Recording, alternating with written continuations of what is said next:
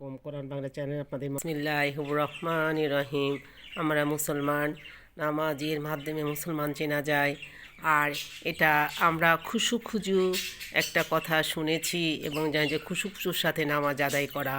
তো আসলে এই কথাটা কোন অর্থে ব্যবহার থেকে আসেন আমরা সেটা বোঝার এবং জানার চেষ্টা করি।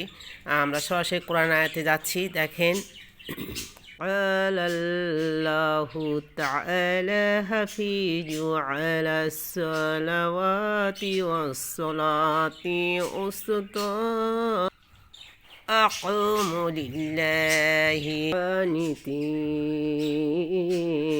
আল্লাহ তাআলা ইরশাদ, সমস্ত নামাজের এবং বিশেষ করিয়া মধ্যবর্তী নামাজ অর্থাৎ আসরের নামাজের পাবন্দি করো আর আল্লাহ তাআলার সম্মুখে আদব ও বিনয়ের সহিত দণ্ডায়মান থাকো। বাকারা।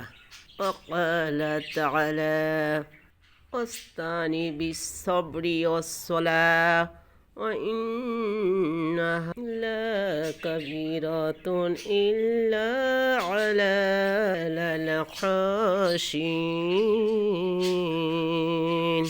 আল্লাহ তাআলার ইরশাদ, সবর, ধৈর্য, নামাজের দ্বারা সাহায্য প্রার্থনা করো। নিশ্চয়ই এই নামাজ অবশ্যই দুষ্কর, কিন্তু যাহাদের অন্তরে খুশু রয়েছে তাদের জন্য কোনোই দুষ্কর নহে। সূরা বাকারা। ফায়দা: সবরের অর্থ এই যে মানুষ নিজেকে নফসের খায়েশাত হইতে বিরত রাখে এবং আল্লাহ তাআলার সমস্ত হুকুমকে পালন করে। এমনিভাবে কষ্ট সহ্য করাও এক প্রকার সবর বা ধৈর্য। কাশফুর রহমান।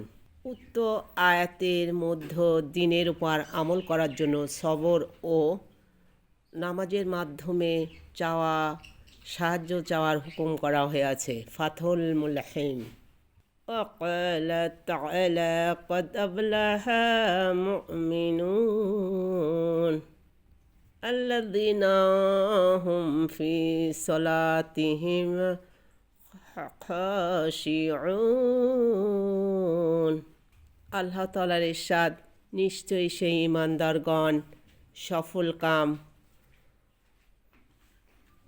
হইয়াছে যারা নিজেদের নামাজে খুজু করে। মুমিনুন। সাদাকাল্লাহুল আলিয়্যুল আযীম।